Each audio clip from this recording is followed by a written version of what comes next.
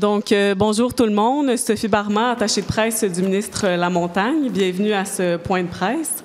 Nous allons débuter par les tours de parole et s'ensuivra une période de 10 minutes de questions pour les médias présents. D'emblée, j'invite M. André Lamontagne, ministre de l'Agriculture, des Pêcheries et de l'Alimentation, à prendre la parole. Merci. Bonjour à tous. Salutations. Je suis en compagnie de Martin Caron, qui est le président de l'Union des producteurs agricoles, qui a fait la fête. Hier, c'était le 100e anniversaire de l'Union. Alors, il a réussi à se rendre jusqu'ici ce matin. Merci, bien. Martin. Et puis, David Beauvais, qui est le président de la Fédération de la relève agricole du Québec. Écoutez, je viens de présenter le projet de loi 86 devant mes collègues à l'Assemblée nationale. Vous savez, pour une nation, pouvoir se nourrir, c'est quelque chose qui est capital. Et puis, pour se nourrir, ça prend du territoire, ça prend des terres à cultiver, mais aussi ça prend des hommes puis des femmes qui veulent cultiver les terres et aussi qui ont accès à ces terres.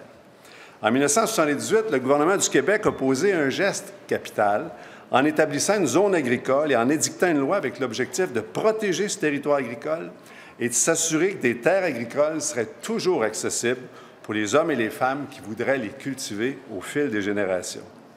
Cette loi, elle a été saluée partout et encore aujourd'hui, elle sert d'exemple pour de multiples juridictions à travers le monde. Depuis son édiction, la société a évolué, les communautés se sont développées et l'agriculture s'est transformée. Depuis plusieurs années, des appels ont été lancés de tous côtés quant à l'importance de revisiter notre loi.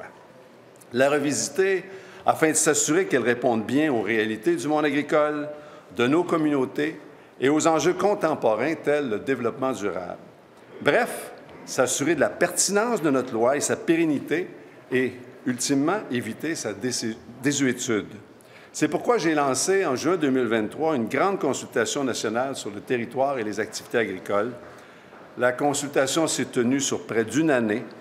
On a entendu le point de vue de multiples acteurs des milieux agricoles, municipaux, environnementaux et de la société civile. L'objectif était de mettre en lumière l'ensemble de leurs enjeux respectifs et de réfléchir aux mesures à mettre en place pour y répondre. Je peux vous assurer que nos équipes ont prêté une oreille attentive à tous les commentaires, toutes les préoccupations et les propositions qui ont été exprimées.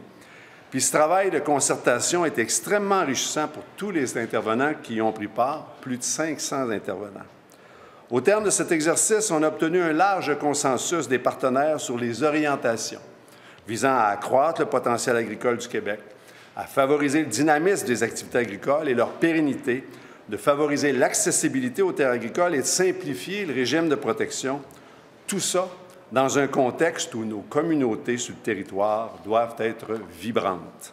Je suis donc très fier d'avoir présenté ce matin le projet de loi numéro 86, la loi visant à assurer la pérennité du territoire agricole et sa vitalité.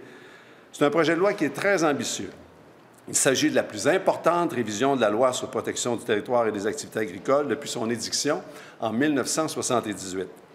Les modifications proposées permettront notamment au gouvernement de freiner la perte des superficies cultivables au Québec, de mettre en place un mécanisme de suivi et de contrôle des transactions pour s'attaquer à la spéculation foncière, de renforcer l'encadrement de l'achat de terres par des intérêts étrangers, de favoriser l'agrotourisme et l'agriculture de proximité, d'assurer le meilleur contrôle des usages non agricoles, d'introduire la notion de développement durable et de vitalité des communautés dans la loi, d'éliminer le mur à mur en reconnaissant davantage des particularités régionales, de réduire les délais de traitement et alléger le processus d'autorisation de la Commission de protection du territoire agricole du Québec, et enfin accroître la cohérence entre la loi sur la protection du territoire et des activités agricoles et les orientations gouvernementales en matière d'aménagement du territoire.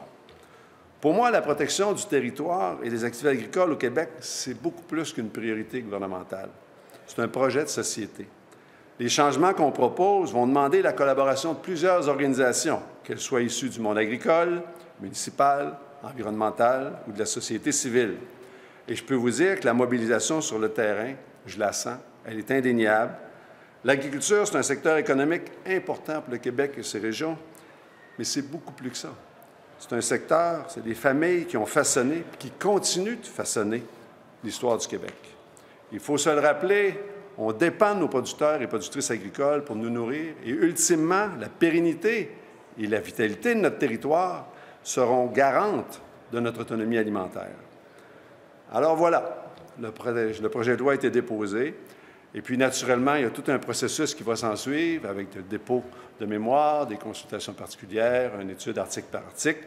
Soyez assurés que j'anticipe avec beaucoup d'intérêt et beaucoup de plaisir de faire ce travail-là en compagnie de mes collègues et des gens qui vont venir se présenter en consultation particulière. Alors, merci beaucoup. Puis, je cède la parole à M. Caron, qui est le président de l'Union des producteurs agricoles. Merci, Monsieur le ministre. Très content d'être ici aujourd'hui. D'entrée de jeu, il y a un des aspects qu'il faut mentionner. Il y a un projet de loi, comme M. le ministre vient de mentionner, le PL 86, qui vient d'être là. Mais faisons un petit peu d'historique, parce que M. le ministre l'a mentionné. On a fêté le 100e anniversaire de l'UPA. Il faut se rappeler avec l'histoire aussi, dans nos demandes historiques sur la mise en place de la loi sur la protection du territoire agricole, c'était un des combats qu'on avait dans le temps, de mettre des choses en place pour protéger le territoire agricole et les activités agricoles. Ça fait quand même quelques années. Et de voir aujourd'hui où est-ce qu'on va mettre des outils pour aller encore plus loin sur cette protection-là au niveau du territoire, mais des activités agricoles, est grandement apprécié. C'est pour ça qu'on accueille vraiment positivement ce projet de loi-là qui va nous amener des outils et des mécanismes pour s'assurer de protéger davantage, surtout en zone dynamique agricole, et de vraiment de réévaluer par rapport aux UNA, c'est-à-dire l'utilisation non agricole dans les zones agricoles, de bien préciser puis de baliser les choses pour éviter ces augmentations-là qu'on a vues au niveau des cours des dernières années. On se réjouit aussi par rapport à la mise en place d'un système de registre de transactions. Ça faisait des années qu'on demandait ça, qu'il y ait une mise en place là-dessus, d'avoir un suivi par rapport à ces transactions-là et d'enlever le côté spéculatif en lien avec ça, de permettre au niveau des MRC, des villes, d'aller un petit peu plus loin par rapport à cet aspect-là pour s'assurer qu'on ait un lien avec ces terres-là, que je vous rappelle, les terres cultivables ici au Québec, c'est moins de 2 %. Et on est un des plus bas ratios présentement, 0,24 hectares par habitant ici au Québec. Si on se compare au Canada, c'est 6 fois moins par rapport au Canada. Ça vous comprenez qu'ici, les terres agricoles et les activités agricoles, c'est important de protéger ça parce que c'est notre garde-manger des Québécois et des Québécoises. Le ministre Lamontagne a parlé de projet de société. Ça fait quelques années que nous, les producteurs et productrices agricoles, on parle de projet de société. Et je suis content de voir que le gouvernement ici du Québec vient nous entendre par rapport à ça. Et pour faire ce projet de société-là, le premier outil qu'on a besoin, c'est nos terres agricoles cultivables. Et donc, d'avoir cet impact-là de protéger la zone dynamique agricole est essentiel si on veut réaliser ce projet de loi, ce projet de société-là, qui va permettre, entre autres, de nourrir les gens d'ici et d'amener l'autonomie alimentaire qui est demandée par rapport à la population. C'est ça que je salue vraiment très positivement ce projet de loi-là. Il y a différents éléments qu'on va étudier un petit peu plus en profondeur, mais vraiment, on vient d'avoir un côté historique du 100 ans de l'UPA et qu'on fasse cette modification-là aujourd'hui, il y a un sens à ça. Et je remercie grandement le gouvernement d'ouvrir cette opportunité-là pour vraiment préciser la protection des activités et le territoire agricole. Merci. Maintenant, M. David Beauvais, président de la Fédération de la relève agricole du Québec. Bonjour, Mesdames, Messieurs, Monsieur le ministre, Martin Caron. Parler de terres agricoles, c'est devenu une seconde nature pour les producteurs agricoles. Parler de leur beauté, de leur protection, de leur accès, de leur prix, de leur qualité, de leur générosité, mais surtout de leur avenir. C'était dans l'ADN de nos parents, de nos collègues, de la génération précédente, et ça l'est toujours pour la relève d'aujourd'hui. Mais aujourd'hui, on constate que les terres agricoles sont vulnérables à la spéculation. On constate que les terres agricoles ne font pas le poids face à l'étalement urbain. On constate que les terres agricoles sont à risque de disparaître. Puis, on constate que la relève a de moins en moins accès à cette ressource essentielle. Nous sommes donc heureux d'être auprès du ministre de l'Agriculture pour souligner le pas important qui vient d'être franchi pour l'avenir de l'agriculture du Québec, le projet de loi visant à protéger le territoire agricole, qui marquera, on l'espère, un tournant décisif pour la relève agricole. Ce projet répond à des défis majeurs. L'accès à la terre, pilier fondamental de la profession agricole, est devenu un obstacle de plus en plus difficile à surmonter.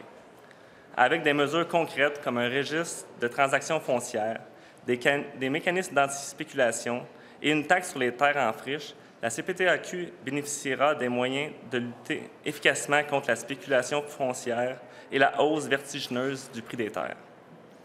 Parlant de friches agricoles, mon arrière-grand-père, à chaque soir en revenant de travailler, défrichait, coupait une souche arrachée avec le cheval. Puis aujourd'hui, cette même terre n'est plus possédée par un agriculteur et est en friche. C'est vraiment triste, puis ça fait mal au cœur de voir ça.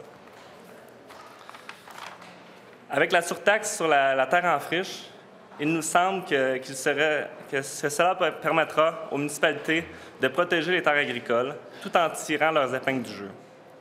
Ces initiatives ne sont pas seulement nécessaires, mais elles seront stratégiques. Elles renforceront l'utilisation des terres inexploitées, ouvrant ainsi de nouvelles possibilités pour les jeunes agriculteurs de s'établir et de bâtir leurs avenirs. Au-delà des impacts économiques, ce projet reflète un engagement clair envers notre souveraineté alimentaire et la vitalité de nos communautés rurales. Préserver nos terres agricoles, c'est préserver notre capacité à nourrir le Québec et les générations à venir. Ensemble, faisons en sorte que le Québec continue de cultiver non seulement sa terre, mais aussi son ambition et le talent de la relève agricole. Car à travers eux que nous pourrons garantir un avenir prospère et durable pour notre avenir agricole. Merci. Merci beaucoup, M. Beauvais. Nous allons maintenant passer à la période de questions. Donc, s'il vous plaît, vous nommez votre média et à qui s'adresse votre question. Merci. Bonjour, Caroline Plante de la Presse canadienne. Bonjour, M. Lamontagne. Pouvez-vous nous donner des exemples de choses qui sont permises à l'heure actuelle qui ne le seront plus une fois le projet de loi adopté? Bien, écoutez, toute la question, au moment où on se parle, là, dans le cadre de la consultation, on a fait un effort, un exercice important pour venir documenter qui possède quoi sur le territoire. Mais en réalité, au moment où on se parle, on n'a pas tous les outils pour faire ça. Fait que dans un premier temps, on vient se donner les moyens par le biais du registre foncier de commencer vraiment aujourd'hui un exercice, toutes les fois qu'il va y avoir des transactions sur le territoire agricole, là, que les lumières s'allument et qu'on puisse les répertorier. À partir du moment où on fait ça, on peut là, se poser des questions, à savoir qui possède quoi, puis après ça, à quel dessin. Alors, exemple, dans la loi, on vient tout de suite statuer que si on est un fonds d'investissement au sens de la loi de l'Autorité des marchés, bien, on ne peut pas acheter une terre agricole à moins d'avoir l'autorisation de la CPTAQ. On vient aussi statuer qu'on le sait, le gros de la spéculation, là, il se fait aux alentours des périmètres urbains. Fait que ce qu'on vient tout de suite mettre dans la loi, bien, s'il y a une organisation, une compagnie, quelqu'un qui n'est pas enregistré au ministère de l'Agriculture, puis qui veut acheter une terre agricole dans ces zones-là, encore là, il y a une lumière rouge qui allume. Il faut qu'il se présente devant sa PTAQ puis expliquer qu'est-ce qu'il y en est. Fait que ça, c'est un exemple, c'est des outils quand on parle de venir mieux comprendre notre territoire, mais après ça, lutter contre la spéculation. Là, ça, ce sont deux exemples que je viens vous donner. Mais en plus de ça, on vient se donner des outils, des outils réglementaires, une habilitation réglementaire, pour faire en sorte que là, on dépose un projet de loi, on va connaître davantage ce qui se passe sur le territoire. Bien, avec les outils, les habilitations qu'on se donne, là, on va avoir des outils pour venir modifier puis venir adapter notre réponse à la réalité qu'on va vivre sur le terrain, tandis qu'aujourd'hui, la Commission n'était pas équipée, en vertu de la loi, pour pouvoir faire un travail de cette nature-là. Puis, M. Caron, on a entendu que vous saluez le projet de loi, vous l'accueillez positivement, mais est-ce qu'il va assez loin, ce projet de loi? Mais moi, je vous dirais, c'est que c'est pour ça qu'il faut approfondir davantage. On a eu quand même quelques temps à regarder ce projet-là, qui était assez court. Vous comprenez, ça qu'on va l'étudier, mais il reste quand même, il y a des éléments assez essentiels qui sont là pour la protection du territoire, des activités agricoles. Puis M. le ministre vient d'en faire des exemples. Moi, je vais vous en rajouter quelques-uns. Dans le projet de loi, on parle de zones dynamiques agricoles, où est-ce qu'on va reconnaître ces zones dynamiques agricoles-là. Puis bien souvent, quand on a plusieurs projets, on dit qu'il faut éviter dans cette zone dynamique agricole-là d'implanter d'autres usages agricoles, non agricoles, c'est-à-dire. Ça, c'est vraiment cet aspect-là là, qu'on voit qu'il y a un changement, puis qu'il y a une donnée qui va préciser. Il y a d'autres éléments par rapport à ce projet de loi-là qui va nous amener à adopter des règlements, et non directement dans la loi, mais la loi permet d'adopter. Un autre aspect aussi que je rajoute, c'est que toute la question au niveau des terrains où il y avait une maison, où ce que les gens voudraient introduire ou installer une autre maison, le fameux dossier Boerboom, bien là, dans le projet de loi, là, il y a quand même une position de dire non, regarde, on exclut ça, il n'y aura pas une possibilité. Encore là, c'est quand on faisait ça, bien, on mettait à risque l'activité agricole. C'est beau de protéger le territoire agricole, mais si vous ne protégez pas l'activité à côté, si je ne suis pas capable, même si j'ai ma terre, si je ne suis pas capable de faire mes activités agricoles, j'en arrive à rien, puis je n'arrive pas par rapport à projet de société, autonomie alimentaire, etc. C'est qu'il y a des éléments comme ça, mais c'est sûr, au niveau des UNA, c'est là-dessus qu'on veut préciser. M. le ministre l'a mentionné, il y a des choses, il y a des balises qui sont données, et c'est là-dessus qu'il faut être capable d'approfondir. Parce que sur les dernières années, c'est là qu'on a perdu. Quand on regarde l'ensemble au niveau de la zone agricole, ou zone verte qu'on appelle, on regarde ça n'a peut-être pas baissé tant que ça, mais c'est les usages non agricoles qui augmentent. C'est qu'on laisse ça en zone verte, mais on fait d'autres choses de l'agriculture. Et là, le projet de loi amène des spécifications par rapport à ça.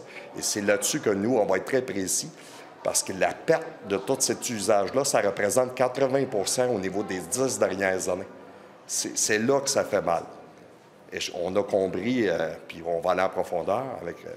le ministre, aller voir, OK, on fait des ajustements, mais est-ce qu'on y va assez loin? Là? Et c'est là qu'on va être capable de revenir en étudiant davantage le projet de loi. Puis juste en précision, mais est-ce qu'il y a des choses que vous auriez aimé voir dans le projet de loi qui sont complètement absentes? Non, je pense que l'ensemble des choses qu'on demandait se retrouve beaucoup là. Je pense que c'était des demandes de longue date de revoir, de serrer un peu cette zone agricole-là. Je pense, David en a fait mention, le registre, l'accès aux terres, c'est important. Là. Éviter les fonds spéculatifs là, pour l'achat des terres. Il faut éliminer. On avait déjà des provinces ici au Canada qui le faisaient. Puis d'avoir un suivi de ces transactions-là bien, peut nous amener peut-être à d'autres règlements qui vont encore aller un petit peu plus loin. Mais il faut être capable d'avoir toute cette expertise-là avant de prendre ces autres décisions. Oui, Mme Plante, juste pour compléter un peu, parce que vous demandez, ça va-tu assez loin? Vous savez, une des motivations que j'avais en ouvrant ce dossier-là, parce que c'est quand même délicat, puis en lançant cette grande consultation-là, c'est qu'à force d'être sur le territoire depuis 6 ans, c'est que j'ai acquis la certitude que maintenant, comme société, on avait assez de maturité pour s'asseoir, tous les acteurs qui sont concernés et interpellés par le territoire agricole, puis ultimement de mener un exercice qui ferait en sorte qu'on viendrait redécider, qu'on viendrait comme société, là, il y a eu un engagement en 1978, là. Moi, je voulais qu'on fasse un exercice pour qu'en 2025, on ait une société qui reprend position, qui redécide de s'investir pour la protection du territoire agricole. Alors, ça a été le monde agricole, ça a été le monde municipal, on a consulté pendant presque 1 an. On est arrivé à un ensemble de propositions. Moi, j'étais au ministère, j'avais des tableaux complets, tel groupe, c'est ci. Puis, ultimement, bien, le fruit de tout ça, là, bien, c'est certain qu'en quelque part, il y a un équilibre. Mais l'objectif, qui est ultimement d'avoir une protection accrue, puis davantage de possibilités pour nos entreprises sur le territoire agricole, on retrouve bien ça dans le projet de loi. Bonjour, Monsieur le ministre. Un petit peu plus fort. Oui, excusez-moi. Monsieur le ministre, bonjour. Oui. Je pose des questions vraiment rapides, là, juste voir est-ce que ce cas d'espèce-là fonctionne. Donc, je comprends que le fonds d'investissement, il ne pourra plus acheter de terre agricole. Bien, c'est-à-dire, si un fonds d'investissement voudrait acheter une terre agricole, il va falloir qu'il aille devant la CPTAQ pour expliquer pourquoi, qu'est-ce qu'il veut faire avec. Au même titre que... Mais la CPTAQ, elle, dans ses critères d'évaluation qui va permettre d'autoriser ou de refuser la transaction, son a priori, c'est quoi? C'est qu'elle va refuser? Bien, je vais nous rappeler un petit peu la procédure qu'on a, parce qu'on a une loi au Québec qui vient traiter de l'acquisition des terres agricoles par des non-résidents. Puis, quelqu'un qui vient de l'extérieur du Québec, qui veut acheter une terre agricole au Québec, doit se présenter devant la CPTAQ. Puis, il y a tout un ensemble de critères qu'il doit remplir, puis que la commission va analyser. Puis si la commission juge qu'ultimement, bien, le fait que cette personne-là, qui est non-résidente, achète une terre agricole, mais ça va être bénéfique pour l'agriculture au Québec, ça va être bénéfique pour les communautés, tout ça, elle va autoriser une transaction. Il arrive que c'est le cas. Bien, ce qu'on veut faire avec des gens sur qui on va mettre un spot en particulier, là, c'est s'il y a des gens qui veulent acheter des terres, là, on parle du cas des fonds d'investissement, bien, il faudra qu'ils se présentent devant la commission, puis il y a tout un processus. Vous pouvez aller voir un peu ce qui se passe dans le cas de l'acquisition de terre par des non-résidents, là, mais il y a vraiment un ensemble de questions rigoureuses que la commission va observer, parce qu'ultimement, là, l'objectif en arrière de tout ça, c'est qu'il y a une zone agricole. Puis, ultimement, les gens qui vont être propriétaires dans cette zone agricole-là, leur première motivation, il va falloir que ce soit le développement, puis le maintien, puis la pérennité de cette zone agricole-là. C'est à travers ce prisme-là, il va falloir que les décisions se prennent des années à venir. Mais votre intention, là, c'est que les fonds ne puissent plus acheter de terres? Ou... J'essaie juste de comprendre. La première intention, c'est de s'assurer que sur le territoire, quand quelqu'un achète une terre agricole, c'est pour que notre agriculture en bénéficie, que notre relève en bénéficie, que les Québécois, au fil des années, en bénéficient par un accroissement de notre autonomie alimentaire. C'est le prisme à travers lequel n'importe quelle transaction, il va falloir qu'elle soit considérée. OK. Puis peut-être là-dessus, M. Caron, si je peux vous entendre, vous, là, parce qu'on ne connaît pas tout de suite les critères, si je comprends bien, ça va être dans un décret. Mais vous, est-ce que vous souhaitez que les critères soient très stricts puis la CPTAQ refuse l'acquisition de terres par des fonds? Regardez, il y a une rareté des terres ici au Québec. Je l'ai mentionné par rapport à l'ancrage. C'est que si on veut faire le lien avec la relève agricole puis d'avoir accès, il faut laisser la propriété des terres agricoles aux producteurs et productrices agricoles. Je le répète, c'est notre premier outil qu'on a pour faire de l'agriculture et de l'agroalimentaire. C'est sûr, par rapport à des fonds spéculatifs, pour nous, de notre côté, on se dit non. On dit on n'en veut pas. On veut vraiment exclure. C'est pour ça l'outil, entre autres, que M. le ministre mentionne, c'est que, OK, avant ça, on n'avait pas d'outils. Là, on se dote d'outils et c'est sûr que les critères, nous, on va réévaluer ça, mais c'est sûr qu'on va les mettre extrêmement élevés parce que je viens de le dire, pour nous, un fonds spéculatif ou un fonds d'investissement, on n'en veut pas, là. On veut vraiment que l'accessibilité aux terres revienne à les gens qui font le métier. Okay. C'est bien important pour nous. Mais, Monsieur le ministre, est-ce que vous partagez la vision de M. Caron à ce sujet-là? Bien, la vision que je partage, ce que je vous dis, là, c'est qu'au Québec, s'il y a une organisation qui s'appelle un fonds d'investissement puis qui répond à la définition de l'Autorité des marchés du Québec, ils vont devoir, puis ils voudraient faire l'acquisition de terres agricoles, ils vont devoir aller devant la Commission de protection du territoire agricole. Puis si la Commission juge, c'est à elle qui va devoir juger si cette transaction-là est susceptible d'être bénéfique puis de garantir la pérennité du territoire agricole. C'est la Commission qui va porter son jugement. Là. Et bon, je donne un exemple, là, un autre exemple. Imaginez que je suis un riche promoteur immobilier puis que, comme simple citoyen, je décide d'acheter là, des terres en zone agricole en Montérégie. Répète, excuse-moi. Imaginez que je suis un riche promoteur immobilier, que j'achète à mon nom personnel des terres agricoles en Montérégie. Qu'est-ce que votre projet de loi va faire pour pas que j'achète des terrains, finalement, pour les laisser en friche en espérant qu'ils soient... Bien, je vous dirais, dans un premier temps, en concertation avec tous les gens qui travaillent, les spécialistes en planification territoriale et planification de territoire au point de vue régional, on a établi des cadres, des limites au cours desquelles, si quelqu'un, une entreprise, achète une terre puis la personne n'est pas enregistrée au ministère de l'Agriculture, encore là, il y a un drapeau qui se lève. Puis il faut que la commission de protection du territoire agricole autorise cette transaction-là ou qu'elle ne l'autorise pas en fonction de l'analyse qu'elle va en faire. L'autre chose qu'on vient faire aussi, M. Le Cavalier, c'est qu'on l'a dit, jusqu'à aujourd'hui, on n'est pas outillé pour bien comprendre qu'est-ce qui se passe sur le territoire, qui possède quoi et à quel dessein. À partir du moment où on se donne ces outils-là, puis aussi, aujourd'hui, on dit, bon, bien, les fonds, il y a ça qui va se passer. Il y a dans certaines zones, les entreprises qui n'ont pas d'enregistrement agricole, il y a ça qui va se passer. Mais ce qui est important, c'est qu'on vient se donner des pouvoirs habilitants au fur et à mesure qu'on va avoir des connaissances de ce qui se passe sur le terrain, puis on va savoir qu'il y a du travail qu'il faut qu'on fasse. Bien là, on a un volant, on a un frein, on a une pédale à gaz, on est capable de se promener, puis on est capable d'aller manœuvrer là-dedans. Là. Si je peux me permettre une dernière petite question. Si je suis un chanteur populaire qui possède un vignoble et qui veut faire des spectacles, est-ce que ça va être facilité avec votre projet de loi? Bien, écoutez, ce qui est important, là, c'est qu'on a au Québec toute une agriculture là, qui se passe sur le territoire, qui peut être une agriculture de proximité, une agriculture de circuit court, puis aussi toute une agriculture qui est associée à l'agrotourisme. Puis moi, depuis que je suis en poste, ça fait 6 ans, j'ai été un artisan, un promoteur de l'agriculture de proximité.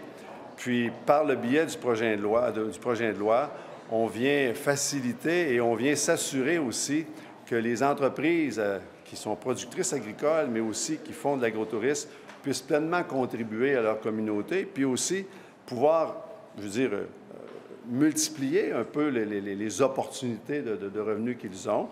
Puis la Commission, en vertu de ces nouveaux éléments-là, bien, va, cas par cas, apprécier les demandes qui vont lui être faites, puis se gouverner en conséquence. Là. Monsieur le ministre, bonjour. Martin Ménard, journaliste à la Terre de chez nous. 3 petites questions en rafale. Je vous les lance. Vous mentionnez tantôt, on repose beaucoup sur la CPTAQ, comme mon confrère l'a souligné, mais la CPTAQ affaiblit de la vision de plusieurs producteurs agricoles. On l'a vu dans certains dossiers dans le passé, des endroits qui étaient supposément cadenassés pour l'agriculture, qui ont été, sous décret ministériel, quoi que ce soit, transformés en usines, peu importe. Puis là, on parle que ça va être la même CPTAQ qui va venir empêcher les fonds peut-être d'acheter des terres. Mais est-ce que vous allez solidifier la CPTAQ pour empêcher justement qu'on retombe dans le même pattern qu'avant? Première question. Deuxième question. Au niveau des éoliennes sur le territoire, il y a une pression accrue de promoteurs d'installer des éoliennes, puis on voit que les projets poussent. Ça aussi, c'est de la perte de territoire agricole.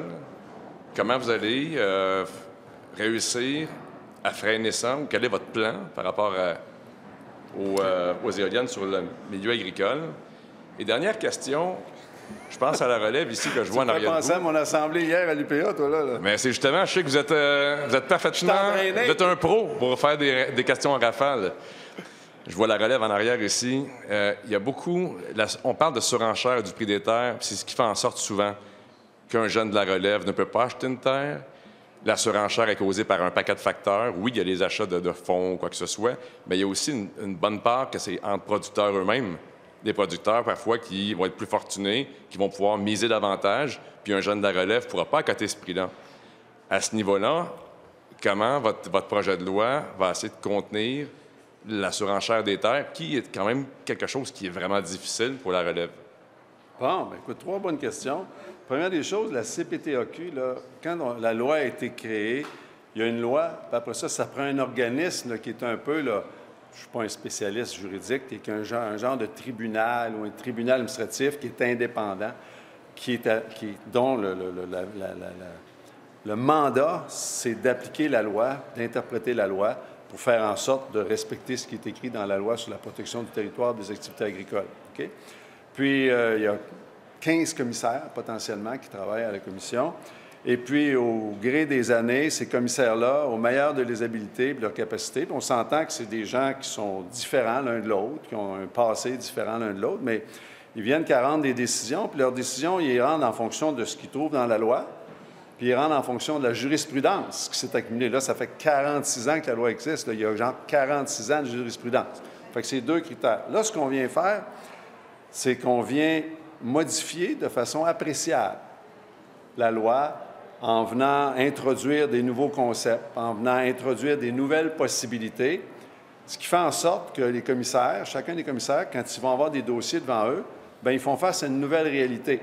Ils vont avoir des nouvelles variables quand c'est le temps de prendre des décisions, puis à partir de ces variables-là, ils vont prendre leurs décisions, puis là, tu as comme une nouvelle jurisprudence, dans certains cas, qui va commencer à s'établir et à se construire, qui va faire en sorte qu'au bout d'un certain temps, bien, il y a certaines choses qui vont se passer sur le territoire, mettons, qui se passaient moins ou que c'était plus difficile que ça se passe avant.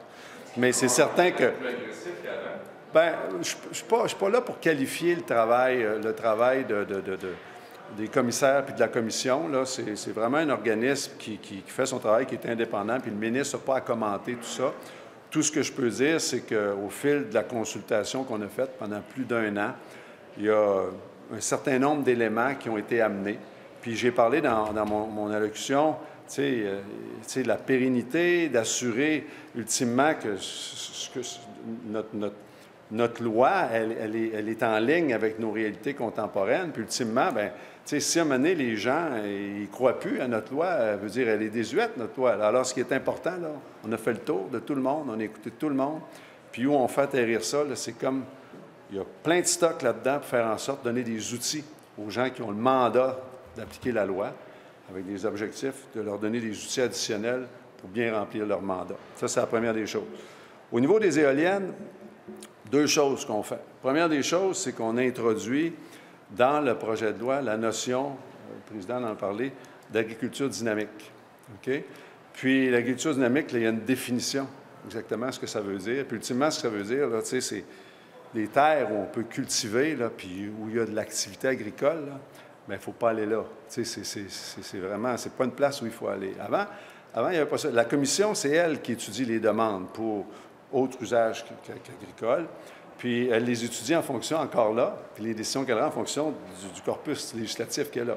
Là, on vient de lui donner là, un outil additionnel pour discriminer. L'autre chose que j'ai fait, moi, il y a un certain nombre d'années, il y a comme un cadre de référence qui a été discuté entre l'Union des producteurs agricoles et Hydro-Québec. Okay? Moi, j'ai interpellé, j'ai écrit personnellement au président d'Hydro-Québec, qui est Michael Sabia. Puis M. Sabia s'est engagé à s'asseoir avec l'UPA, puis à conclure une entente qui vise un peu la vision, puis dans quel cadre tout ça, ça doit se faire. Fait qu'on va avoir cette entente-là entre l'UPA puis Hydro-Québec. On va avoir la notion d'agriculture dynamique qui va être introduite dans le projet de loi.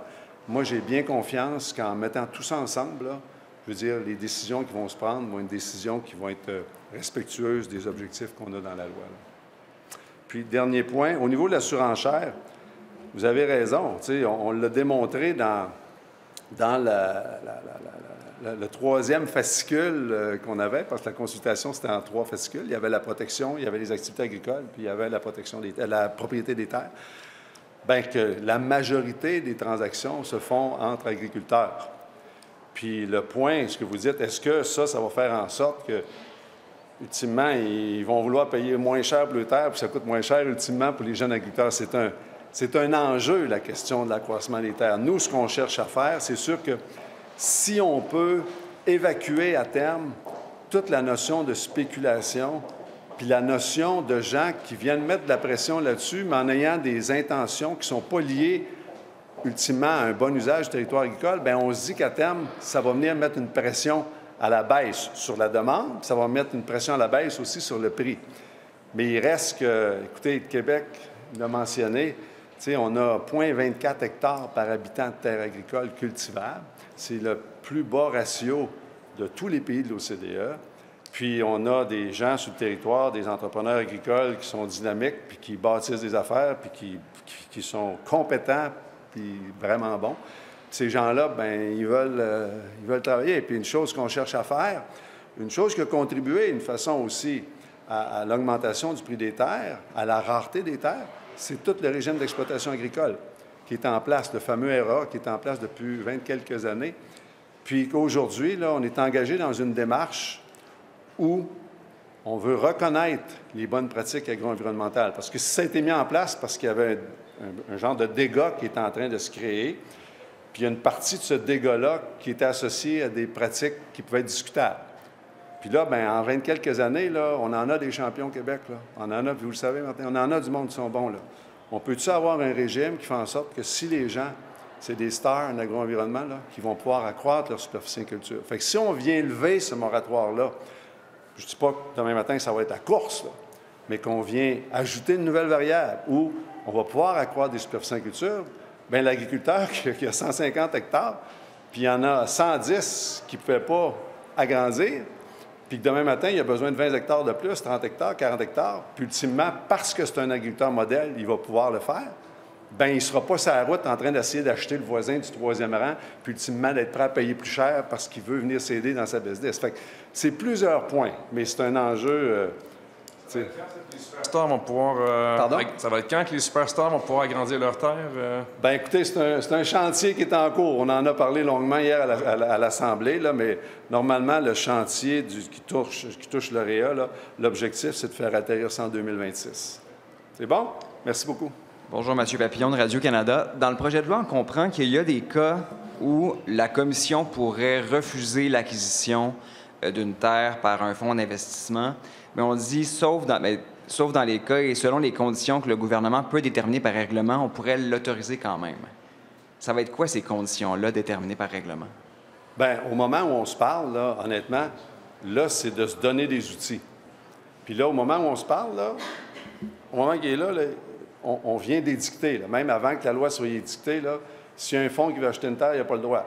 Là, la Chambre des notaires, partout au Québec, sont tous avisés. Là, il n'y a pas une transaction à partir du moment où j'ai déposé le projet de loi. Comme ils ont fait en 1978, il n'y a pas une transaction d'un fonds d'investissement. Un moratoire, là. Oui, présentement, c'est gelé. Il n'y a pas une organisation qui n'est pas un agriculteur, qui est dans certaines zones là, qui ont été identifiées, qui peuvent être spéculatives, qu'on ne sait pas ce qu'il veut faire avec la terre, qui peut acheter une terre. Fait que là, pour tout de suite, là, ça, jusqu'à temps que le projet de loi soit adopté, c'est cette situation-là. Puis après ça, bien, la question des conditions selon lesquelles ça doit se faire, c'est se laisser de la marge de manœuvre. Dans un premier temps, ça ne sera pas permis. C'est ça qu'on dit. Mais elle servira à quoi, cette marge de manœuvre-là? Bien, comme je vous dis, je prends l'exemple. Le plus bel exemple, c'est celui de l'acquisition des terres par des non-résidents. Le Québec, on a une législation très forte qu'on vient renforcer pour faire en sorte que, normalement, il n'y aurait pas de non-résidents qui achètent une terre. Mais si c'est permis, c'est parce qu'il y a un certain nombre de critères qui sont rencontrés, puis ultimement, c'est parce que ça va être bon sur notre territoire, puis c'est positif. Fait que, tu sais, il faut se garder. L'idée, encore là, il y a beaucoup de choses qu'on fait dans le projet de loi. C'est ça, j'essaie de comprendre. Comment ça peut être positif d'avoir un fonds d'investissement qui vient acheter une terre agricole? Bien, écoutez, je peux pas vous traduire ultimement. Là, je fais une supposition. Là. Mais mettons que ce fonds d'investissement-là, sa mission, c'est la bonification, puis c'est l'amélioration, puis ultimement, c'est de mettre à la disposition pour des générations à venir des terres agricoles pour des jeunes agriculteurs. Bien, je vais dire, moi, écoutez, ou je vais dire, on serait intelligent d'écouter ce qu'ils veulent faire. Si la mission de ce fonds d'investissement-là, bien, c'est de s'assurer que d'ici 8 ans, ils ont eu 9 de rendement, de rendement composé et tout ça, bien là, c'est une autre sorte de dossier. Fait que l'idée, c'est pas d'être dans le mur à mur. L'idée, c'est de se donner les moyens de dire, c'est pas possible. Puis si ça l'était, c'est d'établir les conditions. Puis avec ce qu'on fait là, le premier objectif... Parce que vous ne faites pas confiance à la Commission? C'est cette exception-là qui est prévue dans le projet de loi que je m'explique mal. Ben non, on fait ce qu'on fait. Tantôt, il y a quelqu'un qui parlait, la Commission, des décisions qu'elle a rendues. Il y a certaines décisions que la Commission a rendues au fil des années parce que maintenant, il n'y avait pas de flexibilité. C'était très rigide, le cadre avec lequel il devait travailler.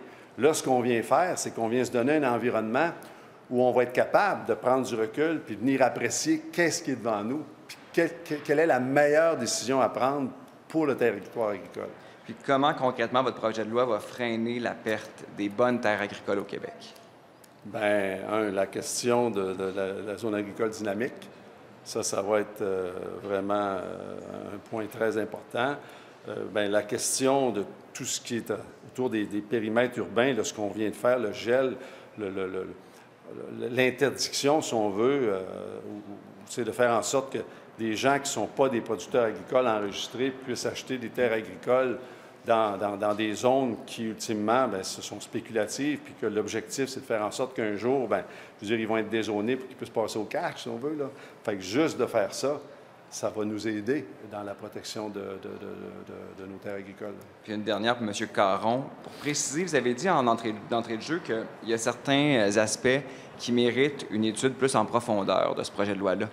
De quel aspect vous parlez exactement? Je parlais de l'aspect au niveau des UNA, comme on dit, utilisation non agricole dans cette zone agricole-là. Je l'ai mentionné. C'est l'impact majeur sur les dernières années, sur les 10 dernières années. 80 des pertes agricoles et des activités se passent là. On laisse ça en zone verte, mais on fait d'autres usages que de l'agriculture. Et c'est pour ça le projet de loi, entre autres, quand on parle de zone dynamique agricole, quand on parle d'éléments comme ça permet de baliser cet aspect-là. Et c'est ça qu'il faut renforcer et c'est ça qu'on va aller davantage. Parce qu'on sait que les pertes agricoles des dernières années, c'est là que ça se situe. Donc, nous, c'est pour ça qu'on n'a pas vu le projet de loi. On a vu des grandes lignes, mais on n'a pas pu l'analyser. Et c'est là-dessus, au niveau des consultations, qu'on va ramener, qu'on va s'assurer que cet élément-là est bien pris en compte et qu'on a des balises qui vont tenir la route au niveau de la SPTAQ. Qu'est-ce que vous espérez concrètement? Mais qu'est-ce qu'on espère, c'est que les UNA, qu'on n'utilise pas ce moyen-là pour passer à côté de dézonage. Vous comprenez, là? C'est un usage non agricole, ça veut dire que vous ne changez pas la zone, ça reste une zone agricole, mais vous faites d'autres choses que l'agriculture. Bien, il pourrait y avoir une industrie qui est là, il pourrait y avoir des infrastructures municipales qui soient là-dessus, il pourrait y avoir des parkings qui sont faits pour d'autres entreprises. Ça vous comprenez? On ne fait plus d'agriculture sur ces zones-là, c'est resté zoné vert. Mais ce n'est pas de l'agriculture, on ne cultive plus ces champs-là. Et c'est ça que je vous dis, les 10 dernières années, c'est là qu'on l'a échappé. Pour ça, au niveau du projet de loi, comme M. le ministre a dit, il y a une zone dynamique agricole qu'on vient de mettre vraiment, dire, OK, là, il faut arrêter de faire ça puis commencer à centrer. On a quand même d'autres enjeux, là. Je ne vous le cacherai pas, tout étalement urbain, ça a un impact majeur sur la pression. Puis la pression, c'est pas juste qu'on réduit notre zone agricole, mais la pression au niveau aussi du prix des terres agricoles. C'est que ça aussi, on veut regarder ça, étudier par rapport au registre, puis dans l'ensemble. C'est que je pense qu'il y a des éléments là-dessus. Mais pour nous, vu qu'on l'a échappé les dernières années, c'est là qu'il faut serrer, puis être bien conscient de ça. Merci. Donc, ça conclut le point de presse. Merci. Merci.